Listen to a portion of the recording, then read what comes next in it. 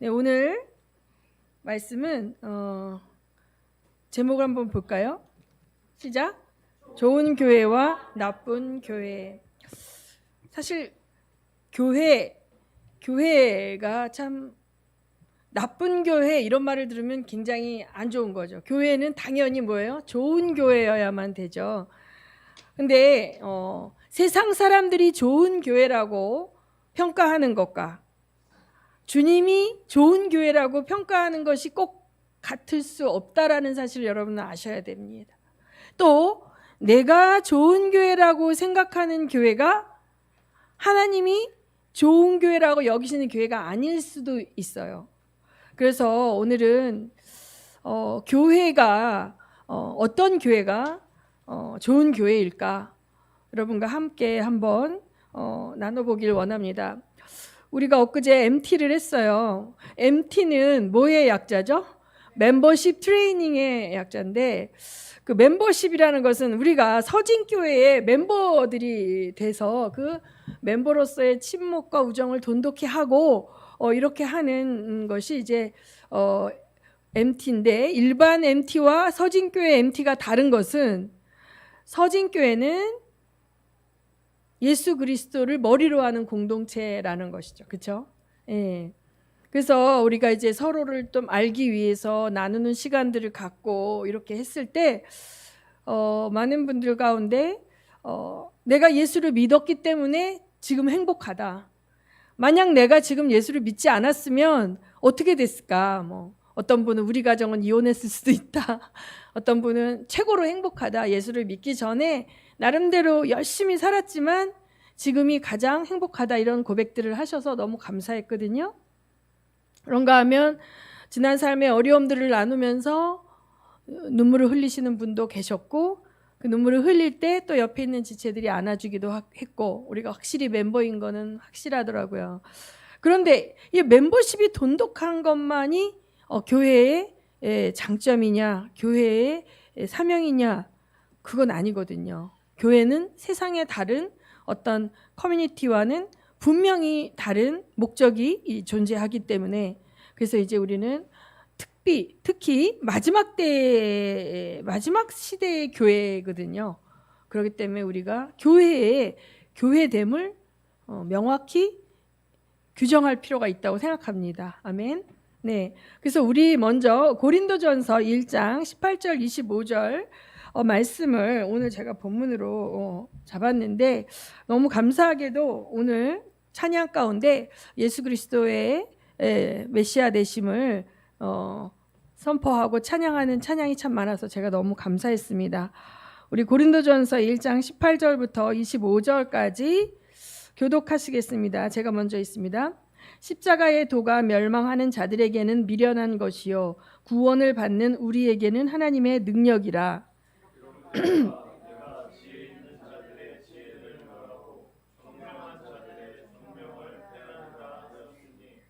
지혜 있는 자가 어디 있느냐? 선비가 어디 있느냐? 이 세대에 변론가가 어디 있느냐?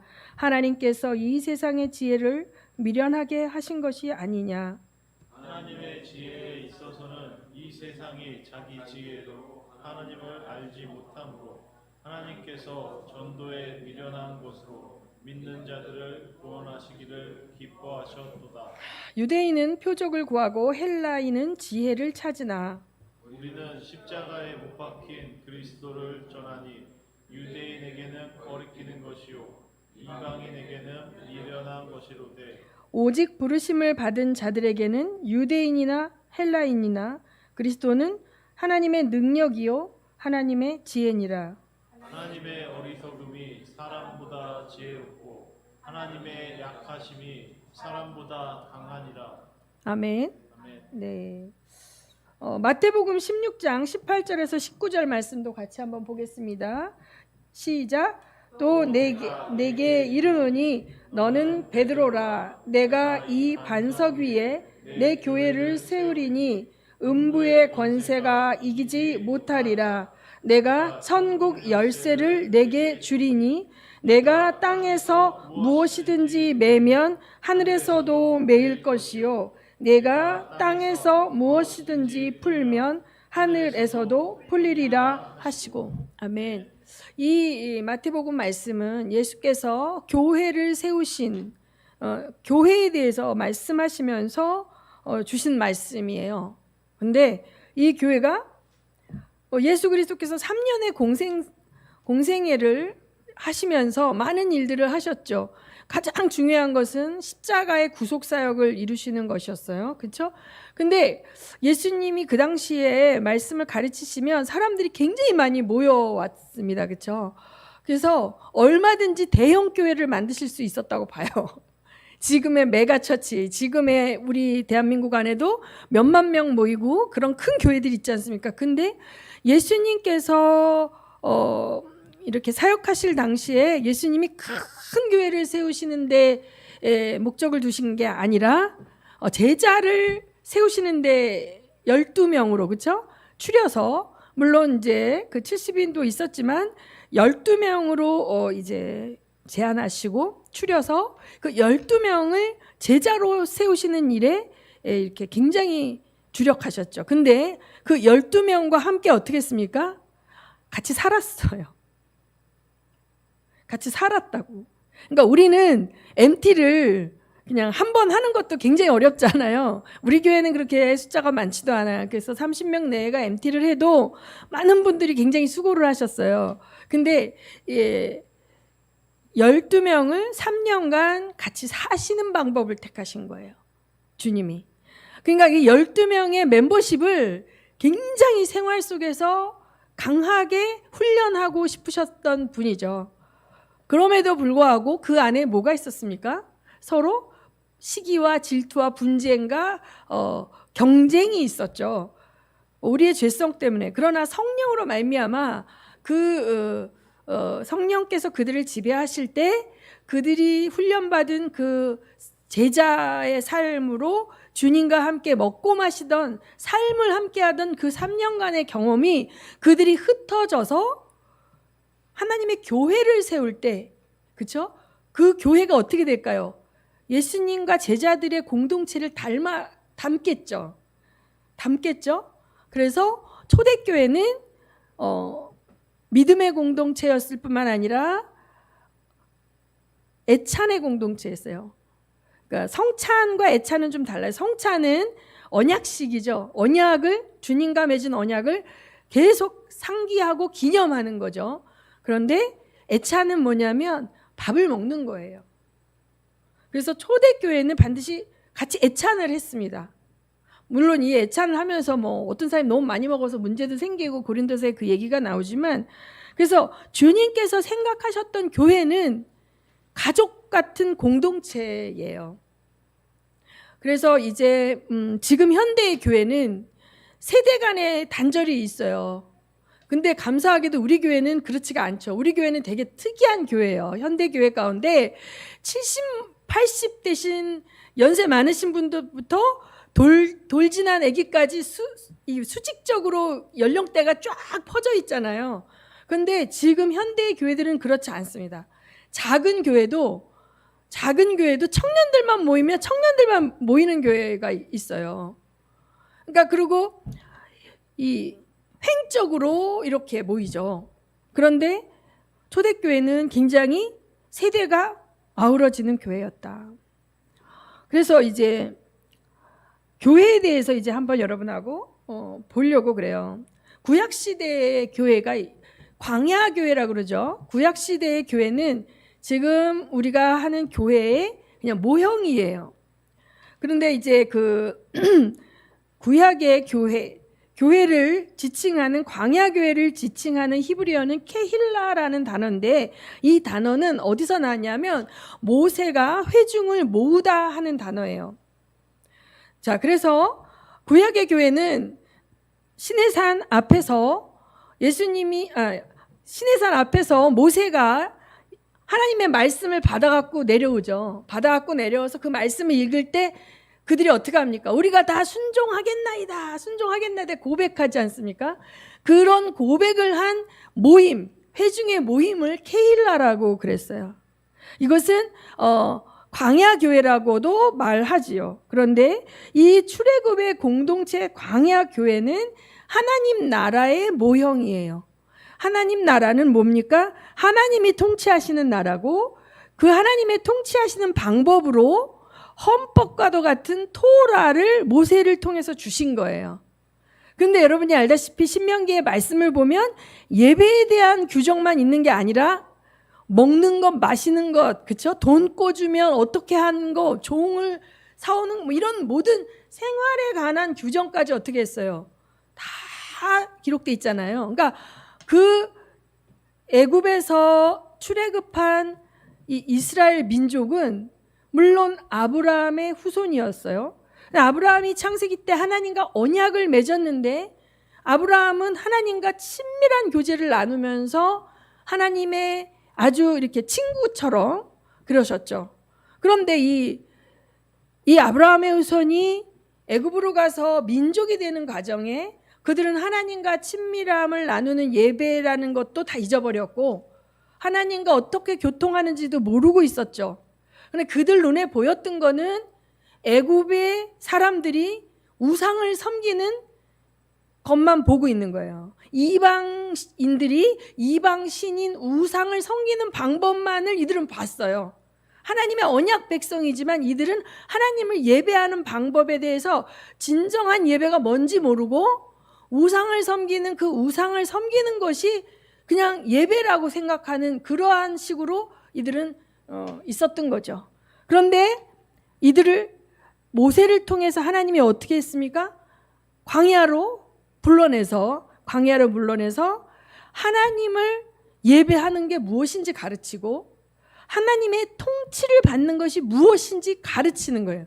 그래서 하나님이 왕이시고 하나님이 세운 법 질서 안에 이들이 다스림을 받는 것을 하게 하신 거예요.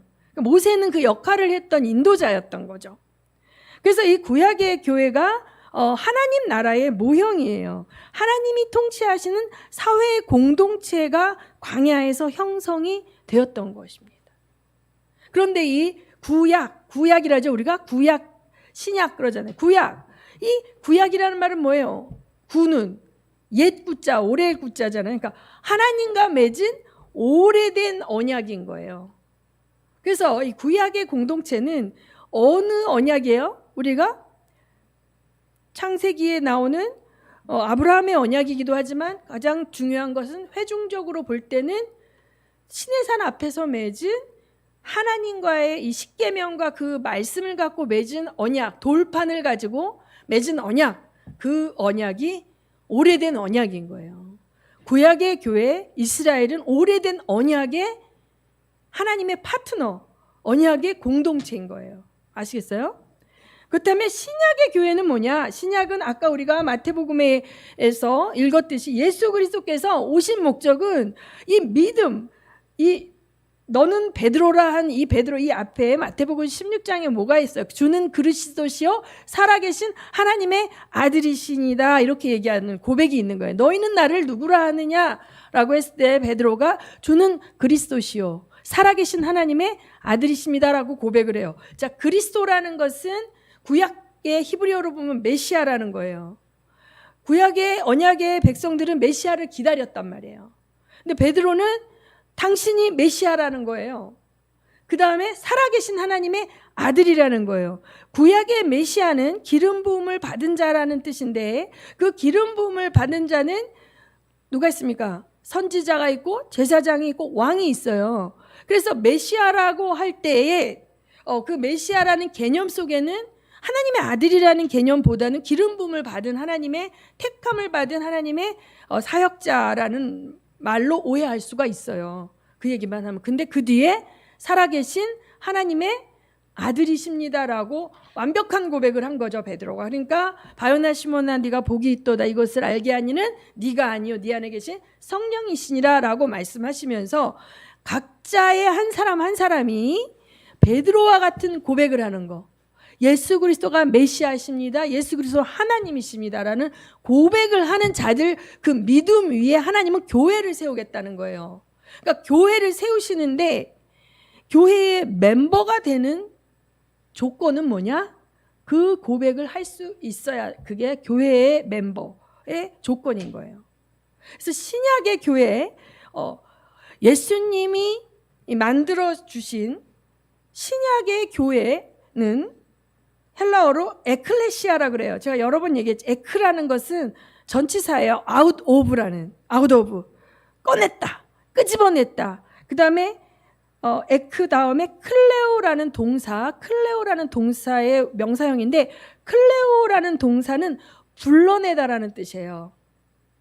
그러면 자, 세상으로부터 불러서 어딘가를 데리고 온 거예요. 어떤 사람들을 불렀어요? 주는 그리스도시요 살아계신 하나님의 아들입니다라는 믿음을 갖고 그 믿음을 고백하는 사람들을 세상 속으로부터 끄집어내서 하나님의 교회, 예수님의 교회 안에 멤버로 만드셨다는 거예요. 이해되시죠? 그래서 신약의 교회에는 굉장히 중요한 게 뭐냐면 예수님에 대한 믿음이 첨가가 되는 거예요. 자, 구약의 교회는 창조주 하나님을 믿는 거예요.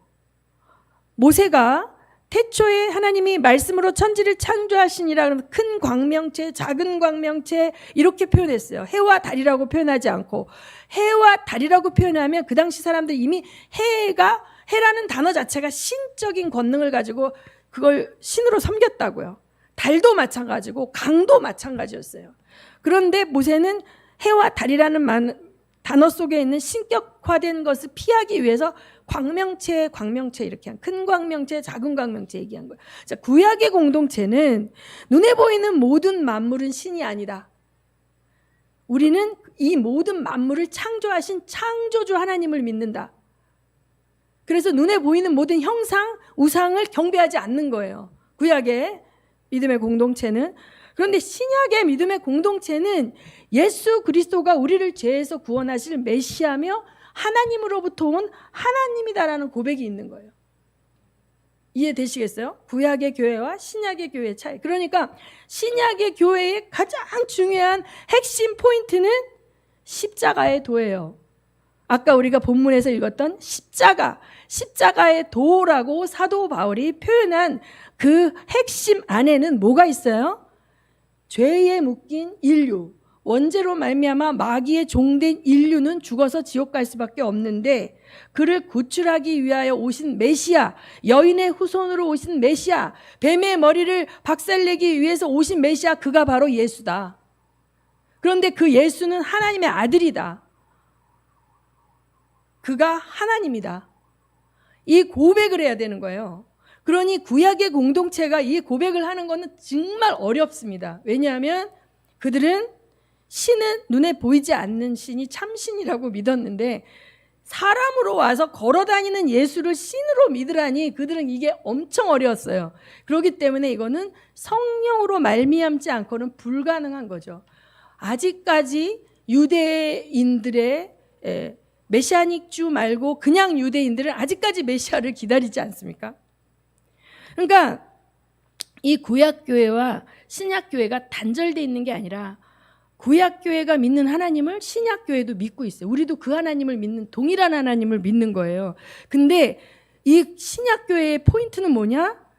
예수 그리스도가 메시아 되심, 그 십자가의 비밀, 그 십자가에서 죽으심으로 말미암아 마귀의 권세가 멸하여졌고, 마귀에 속했던 인류가 법적으로 자유케 되었고, 지옥 갈 이유가 없어졌고, 그렇죠? 죄가 권세를 잃었다라는 이 사실을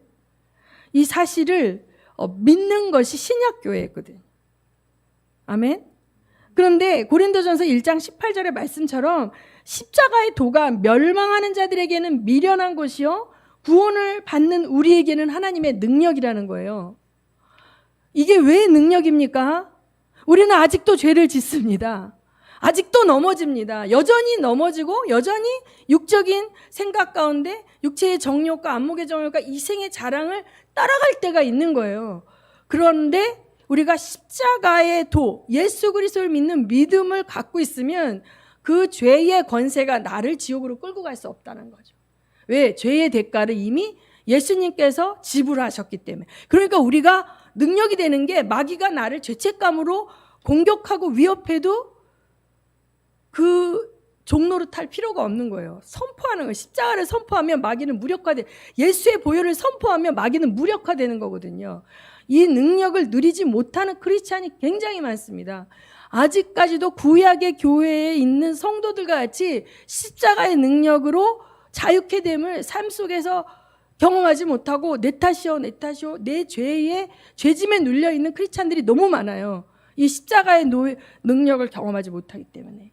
자, 그래서 여기에 1장 19절에 지혜 있는 자들의 지혜를 멸하여 버리고 총명한 자들의 총명을 폐하리라고 그랬어요. 여러분, 옛날에 헬라의 철학자들이요, 얼마나 논리적으로 아주 그냥 너무 어려워서 못 읽어요. 막 플라톤 거 같은 거 읽어보면, 철학서적 같은 거 보면 그들이 굉장히 사변적이고 굉장히 논리를 추구해서, 근데 그걸 다 폐하여 버리는 게 십자가라는 거예요. 그 다음에 하나님의 지혜에 있어서는 세상이 자기 지혜로 하나님을 알지 못함으로 하나님께서는 전도에 미련한 자들로 믿는 자들을 구하셨다는 거예요. 그래서 하나님이 하나님의 백성을 추려내는 방법이 논리의 완벽성으로 동의돼서 믿는 그게 아니라, 하나님의 예수 십자가의 도를 전했을 때 예수가 메시아이고 인류를 죄에서 구원할 그 하나님의 아들임을 얘기했을 때 그걸 믿느냐 아니냐로 따라서 하나님이 이게 추려내는 거야. 아까 뭐예요? 교회는 에클레시아, 아웃 오브 불러냈다 그랬잖아요. 그러니까 불러내는 기준이 뭐예요? 그게 딱 했을 때 그 전도에 미련한 것으로 전도가 되는 자들은 뭐예요? 불러냄을 입는 거예요. 교회의 멤버로 들어오게 되는 거예요. 그 믿음을 고백할 수 있는 거예요. 주는 그리스도시여 살아계신 하나님의 아들이라는 믿음을 고백하는 그 자들은 교회의 멤버로 들어오는 거죠. 자, 그래서 이 십자가가 유대인에게는 거리끼는 것이라 그랬죠. 이 나무에 달린 자마다 저주를 받았다라는 이 토라의 말씀 때문에 뭔가 예수님이 가장 저주받은 자의 모습으로 죽으셨기 때문에 예수를 잘 모르는 유대인들은 가장 저주받은 자의 모습으로 죽은 극악한 죄인이에요. 그러니까 죄인 얘기하는 거 별로 즐겁지 않잖아요. 우리 뭐 열 몇 명 죽은 신창원 뭐 이런 막 살인마 막 이런 연쇄 살인범 뭐 이런 사람 얘기하는 거 뭐 재밌습니까? 거리 끼는 거예요. 거리 끼는 거. 이방인들, 특히 뭐 헬라인이나 지성을 추구하고 논리를 추구하는 철학자들, 지성인들 그 당시에도 아주 미련하고 말도 안 되는 거죠. 그런데 부르심을 받은 자들에게는 유대인이나 헬라인이나 구별이 없어요. 그리스도는 하나님의 능력입니다. 아멘. 하나님의 지혜입니다. 아멘. 하나님의 어리석음이 사람보다 지혜롭고 하나님의 약하심이 사람보다 강하니라. 그렇습니다. 그래서 이제 제가 어떤 분의 이제 간증이 아니라 뭐 이런 걸 듣다가 자기 딸이 이제 장성해서 다른데 이제 다른 도시에 가서, 미국의 얘기입니다. 다른 도시에 가서 신앙생활 하잖아요. 목사님, 여자 목사님인데, 그런데 이제 그 딸이 이제 신앙생활을 하는 그 교회를 한번 가보게 된 거예요. 그 딸이 이제 다시 다른 도시에 또 공부하러 갔다가 미국의 그 남가주, 그러니까 샌프란시스코 쪽에 공부하러 갔다가 미국의 남가주 쪽에 다시 옛날 중고등학교 때 다니던 교회를, 대학교 때 다니던 교회를 다시 다니게 돼서 마침 자기들이 글로 이사를 왔기 때문에 그 딸이 오기 전에 그 교회를 한번 가보는 게 어때? 그 딸이 오면 그 교회를 다시 다닌다고 할 테니, 그래서 그 교회를 가서 예배를 드리면서 이 여자 목사님은 영적인 체험이 굉장히 많아. 하나님이 이 사람을 또 일방적으로 많은 경험들을 시키시고 자기의 그냥 매너리즘에 빠진 목사의 생활을 회개하게 하시고 천국의 영적인 세계를 보여주시고 뭐 이런 목사님이에요. 근데 이분이 그 교회에 엄청나게 많은 군중이 모인 거죠. 젊은이들이 너무 많고 유학생들도 많고 전 세계에 아주 많은 청년들이 모여있는 큰 교회였대요. 이름만 대면 아는 유명한 교회였대요. 설교를 듣는데 그 목사님이 정말 많은 이야기를 하시더래요.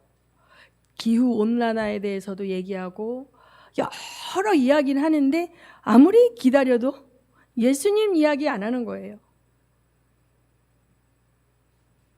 예수님 이야기 안 하는 거예요. 저도 최근에 이제 어떤 교회를 듣게 됐는데 그 교회에 잠깐 이제 참석하게 됐고, 근데 이분의 설교, 이분의 칼럼, 독서량이 만만치 않아요.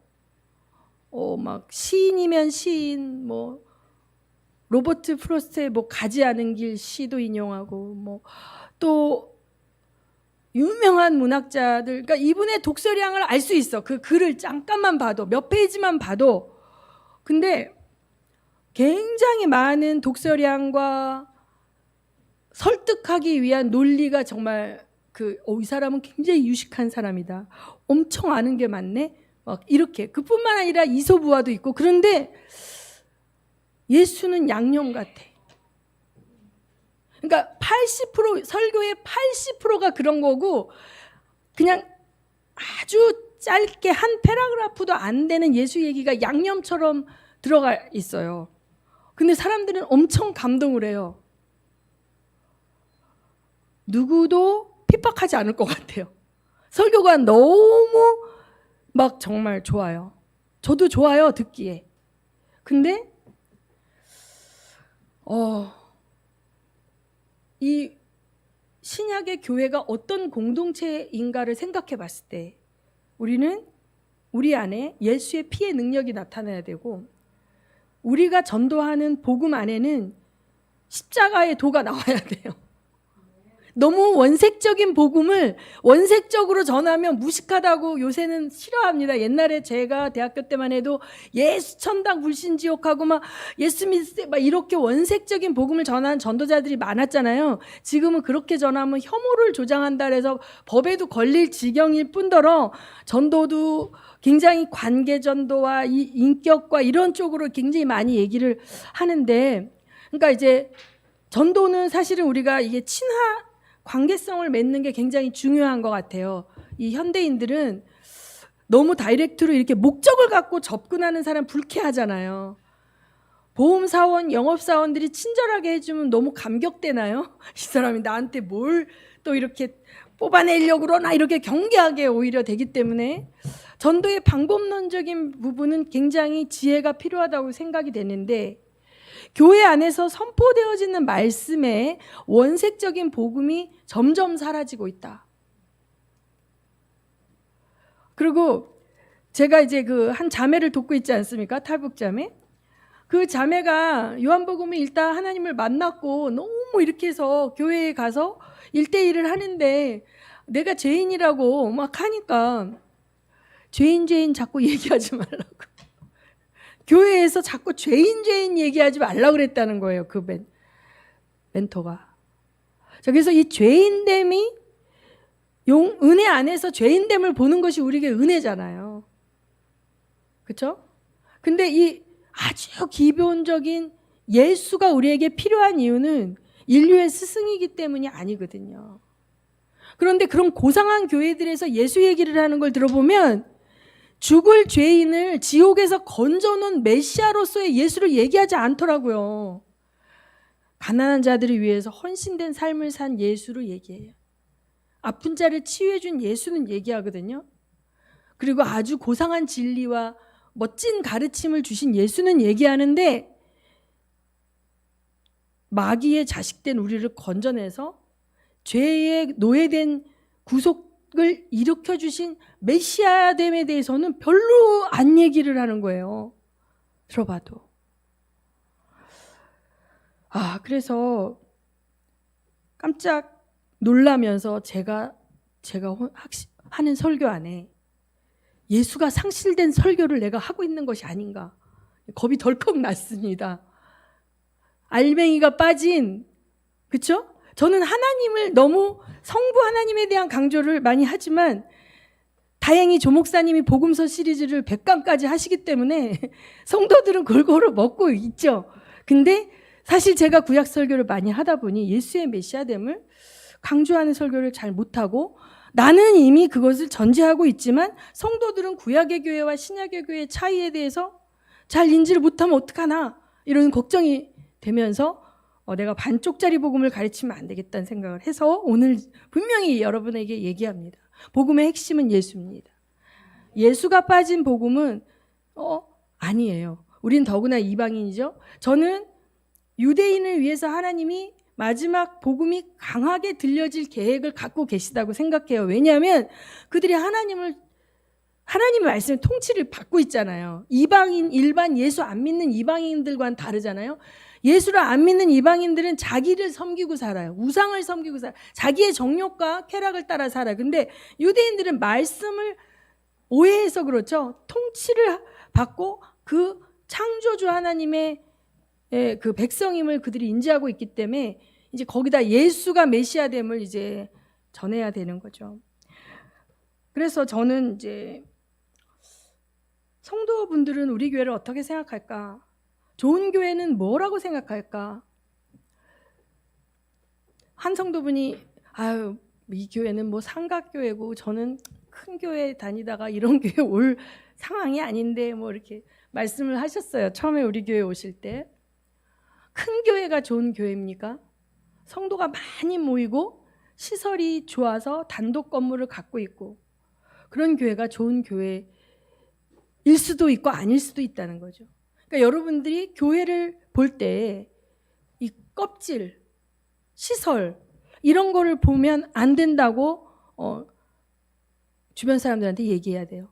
그러니까 우리 교회를 데리고 오라는 게 아니라 누가 교회를 간다 그럴 때 교회를 선택하고 그 멤버가 되는 것은 시설과 건물이 아니라는 거예요. 판단 근거가. 그렇죠? 그리고 또 어떤 젊은 엄마들은 주일학교를 본대요. 주일학교 프로그램이 아이들한테 얼마나 재미있는가 그렇게 본다 그럽니다. 그런데 그렇게 치면 우리 교회는 좋은 교회가 아니죠. 애들도 조그만 방에 그냥 다 몰아놓고 연령대가 맞게 이렇게 딱 케어할 수도 없는 현재 상황이고 여러 가지로 불편하죠. 그런데 우리가 하나님께 기도하면서 이 환경적인 부분을 하나님께서 더 좋게 해주시도록 기도해야 될 거라고 생각이 되지만 더 중요한 것은 우리 서진교회가 십자가의 도를 미련하게 여기면 안 되겠다. 십자가의 도를 전하는 것을 부끄럽게 여기는 교회가 되면 안 되겠다. 이게 핵심인 것 같습니다. 그리고 때를 얻든지 못 얻든지 너희는 복음을 전파하라고 말씀하신 이 말씀에 순종해야 된다. 이 세상은요, 재밌는 게 너무 많아요. 세상의 엔터테인먼트는 너무나 재미있고 우리 삶의 스트레스를 싹싹 잊게 해주거든요. 저도 이제 제가 강아지를 키우잖아요. 처음에는 강아지를 키울 때 강아지에게 알아듣는 언어로 얘를 명령을 하고 그래야 돼가지고 그 개통령이라고 말하는 분 있죠. 그분의 이걸 보니까 너무 이해가 잘 되는 거예요. 개의 언어로 이렇게 하니까 막 물어뜯던 개가 순한 양이 되고 너무 신기한 거예요. 자, 세상에 다양한 원하는 가르침을 주는 선생들이 유튜브 안에 다 있어요. 내가 오늘 감자탕을 만들고 싶은데 난 감자탕 한 번도 해본 적이 없어요. 감자탕 치면 감자탕을 최고로 맛있게 끓이는 선생님들이 주르륵 있습니다. 그중에 내가 제일 마음에 드는 거 하나 골라서 따라 보면 감자탕 맛이 나와요. 감자탕. 모든 선생님들을 유튜브에서 찾을 수가 있어요. 심지어 내가 수영을 배우러 다니는데 수영 선생님도 유튜브를 보고 동작을 연습하라는 거예요. 그것만 갖고 작으니까. 그렇게 모든 다양한 인생들이 원하는 모든 니즈를 채워주는 이 유튜브도 있고, 엔터테인먼트 너무 재밌죠? 영화도 너무 재밌고 우리 삶의 스트레스를 싹 잊게 해주고 그렇습니다. 그런데 교회가 이들과 경쟁하려고 하는 교회들이 있는 거예요. 막 재밌게 하려고 그러고 막 웃긴 얘기 아무도 안 웃는데 목사님은 막 노력해갖고 웃기려고 그러고 엔터테인먼트적인 요소를 막 가미해서 사람들을 끌어모으려고 하는 그것은 일시적으로 효과가 있을 수 있지만 교회의 본질이 상실되어질 수밖에 없어요. 왜냐하면 사람들을 즐겁게 하는 메시지는 한계가 있습니다. 우리는 말씀의 통치를 받아야 되는 하나님의 백성들이거든요. 그리고 신약 교회에 예수 그리스도를 믿음으로 자기의 죄인됨을 고백하고 죄사함의 용서를 받았다는 믿음으로 교회에 들어온 우리들은 예수 그리스도를 닮아가야 되잖아요. 예수 그리스도의 인격처럼 자라가야 되잖아요. 그러면 우리의 혼적인 자, 육적인 자의 죄성을 끊어내고 말씀의 통치를 받아야 되기 때문에 정말 궁극적으로는 성령의 소욕과 육체의 소욕은 충돌할 수밖에 없고 하기 싫은 걸 해야 되고 순종하기 위해서 내 의지를 사용해야 되는데 내가 즐거워, 재밌어. 성도들을 즐겁게 해야 돼, 재밌게 해야 돼. 이 교회에 오면 행복하게 해야 돼. 이 메시지만 전하다 보면 복음을 전할 수가 없어요. 십자가의 도가 선포되어질 수가 없는 거죠. 내 죄의 위력을 알아야 보혈의 능력이 감사한 거 아닙니까? 그렇기 때문에 교회는 세상에서 들을 수 없는 메시지가 선포되는 유일한 곳이 될 것입니다. 지금 법이 다 바뀌고 있기 때문에 당신은 소중한 존재야. 당신은 동성애자라도 소중해. 당신은 장애인이라도 소중해. 피부 색깔에 상관없이 흑인이라도 소중해. 인디안이라도 소중해. 다 소중해. 그런데 너는 죄인이야 이러면 그 죄인이란 말 때문에 내가 혐오감을 느끼고 상처를 받았다. 고발당할 수 있는 거죠.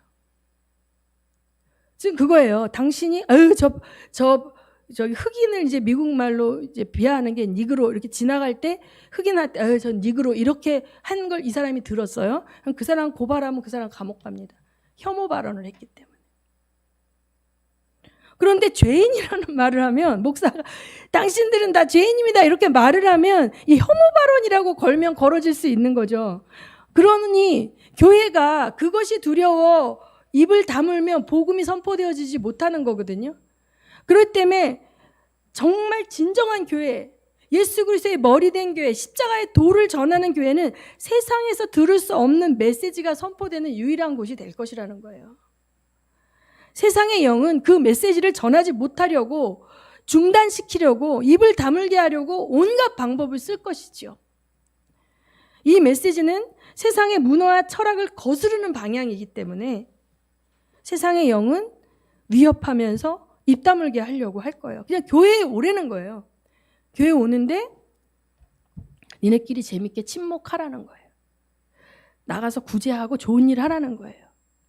제가 브라질에서 온 어떤 목사님이 변호사였던 분인데 성령의 능력이 굉장히 강하고 그분이 이렇게 기름 부음이 되게 강해서 기경하는 사역이시더라고요. 축사가 일어나고 이런 분인데 그분이 이제 교회를 개척할 때 자기가 변호사였기 때문에 50개 넘는 교회의 세무 뭐 이런 거를 다 이렇게 도와줬던 교회들이 많았대요. 근데 한 교회 장로님이 자기한테 와서 개척할 당시에 브라질에 어떤 건물을 얘기하면서 당신이 내 말만 들으면 내가 이 건물을 후원해 줄 수 있다. 근데 단 조건은 방언하지 말고 성령 얘기하지 말라. 이랬다는 거예요.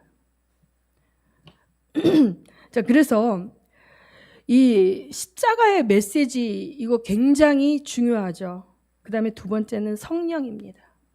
왜냐하면 좋은 교회는 올바른 하나님의 진리를 선포해야 되죠. 아멘. 그 다음에 성도들은 그 선포된 진리대로 따라서 살려고 살 수 있어야 되는데 그 성령의 충만함이 없이는 그게 불가능하기 때문이에요. 이 세상 속에서.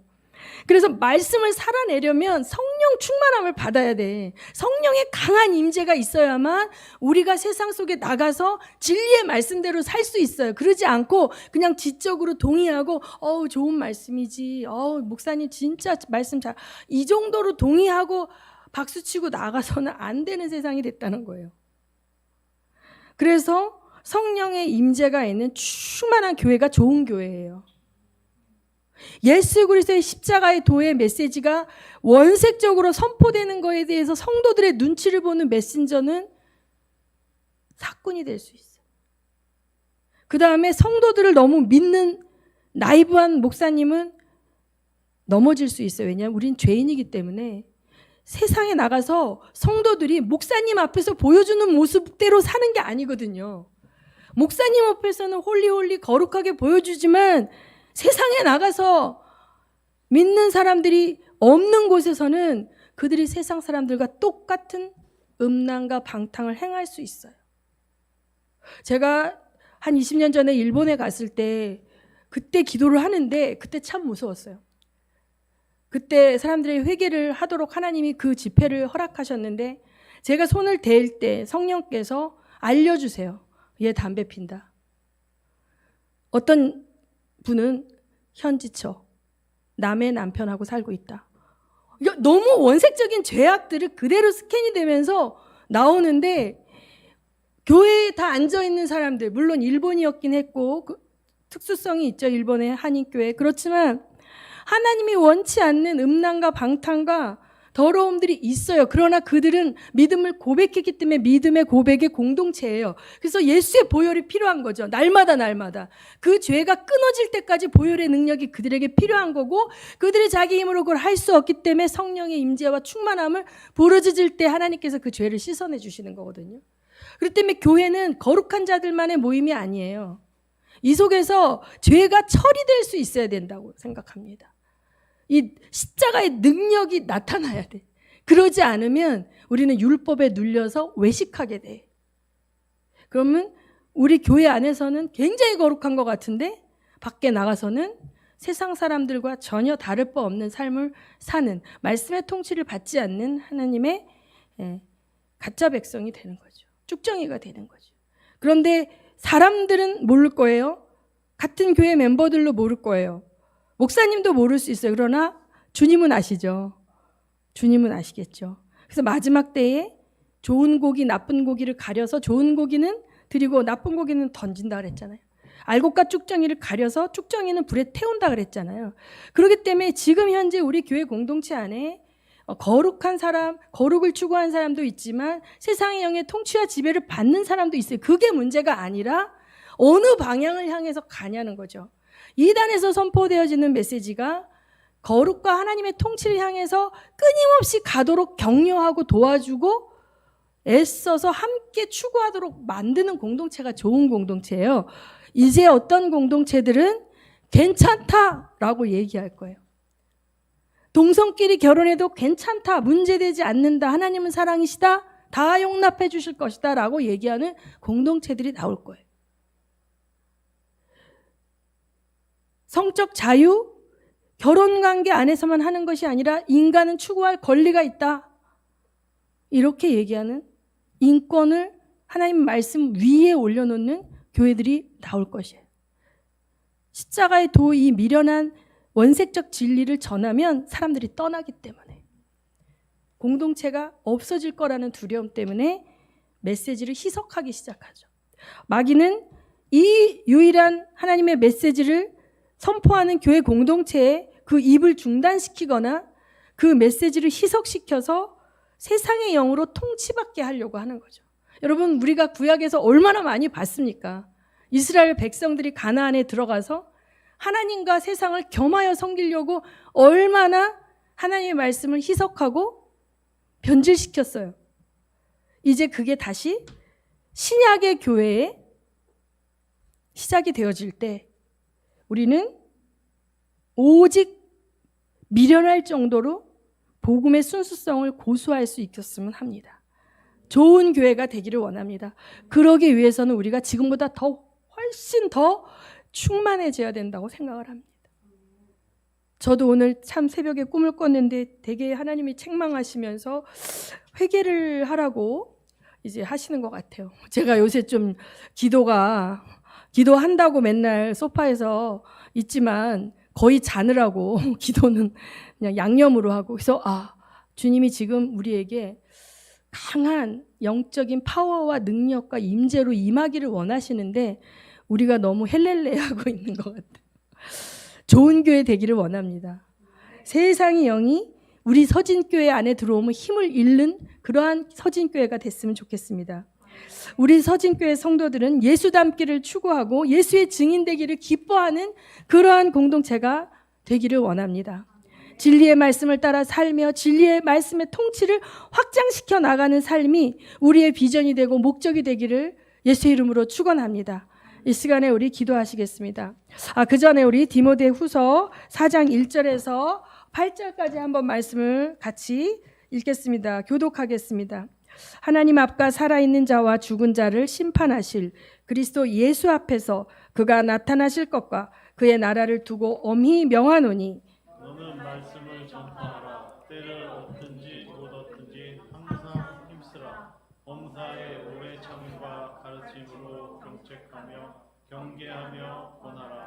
때가 이르리니 사람이 바른 교훈을 받지 아니하며 귀가 가려워서 자기의 사욕을 따를 스승을 많이 두고 또 그 귀를 진리에서 돌이켜 허탄한 이야기를 따르리라. 그러나 너는 모든 일에 신중하여 고난을 받으며 전도자의 일을 하며 네 직무를 다하라. 전제와 같이 내가 벌써 부어지고 나의 떠날 시각이 가까웠도다. 나는 선한 싸움을 싸우고 나의 달려갈 길을 마치고 믿음을 지켰으니 그는 나를 위하여 의의 면류관이 예비되었으므로 주 곧 의로우신 재판장이 그날에 내게 주실 것이며 내게만 아니라 주의 나타나심을 사모하는 모든 자에게도니라. 아멘. 여러분 지금 시대는 영적 유목민들이 너무 많아요. 이 내가 속한 지체 공동체가 부족하죠. 완전한 교회는 없습니다. 그런데 그 부족함을 내가 채울 수 있다는 게 은혜예요. 그렇죠? 네, 아기 볼 사람이 없어서 아기 보는 걸 도울 수 있는 게 은혜입니다. 부엌에 식사 봉사할 사람이 없어서 내가 작은 솜씨지만 식사를 해서 성도들을 대접할 수 있는 게 은혜인 거예요. 이 영상 봉사며 모든 이런 반주며 이게 다 내가 뭔가 지체로서 교회를 섬길 수 있는 게 은혜거든요. 근데 지금은 사람들이 대형 교회를 다니다 보면 큰 교회를 다니다 보면 섬기는 헌신을 하지 않고 그냥 헌금만 내고 예배 참석하고 그냥 집에 가거든요. 그리고 그들이 누군지도 모르고 대형 교회에도 구역에 속하고 또 1대1로 양육을 받고 서로 이렇게 지체 간에 중보기도 하고 이런 데 들어가서 그렇게 하는 건 괜찮거든요. 그런데 대형 교회 몇만 명의 교인 중에 그렇게 되는 진리의 말씀의 통제와 가르침을 받는 사람이 10% 20%도 안 되고 나머지 80%는 그냥 헌금만 내고 가거든요. 그런데 그거보다 더 심한 게 이제는 가지도 않아. 유튜브로 봐. 그러다 보다가 내가 마음에 안 드는 설교가 나오면 어떡할까요? 중단하겠죠.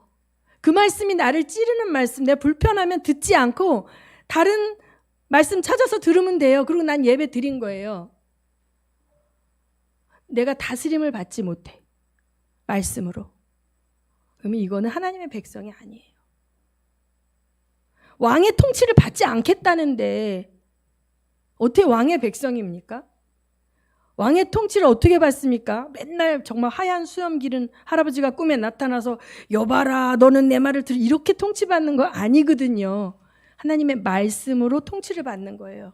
근데 말씀을 듣기 싫어하고 귀가 가려워져서 바른 교훈을 거스르고 자기를 만족시키는 교훈만 찾아가. 어떤 분은 막 영적인 게 너무 좋아. 막 2층천, 3층천에 가서 뭐 어디도 가고 맨날 이 얘기만 듣고 싶어서 그거 얘기하는 설교만 찾아다니면서 들어. 어떤 분은 막 정치적으로 막 이슈를 가지고 막 이렇게 하는 그 설교만 너무 좋아가지고 그냥 정치적인 얘기하는 것만 들어.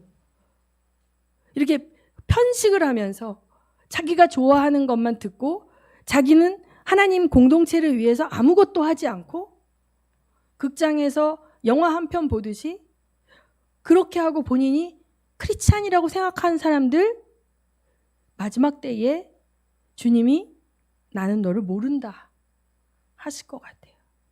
자 보면 이제 후로는 나를 위하여 의의 면류관이 예비되었고 주 곧 의로우신 재판장이 그날에 내게 주실 것이다.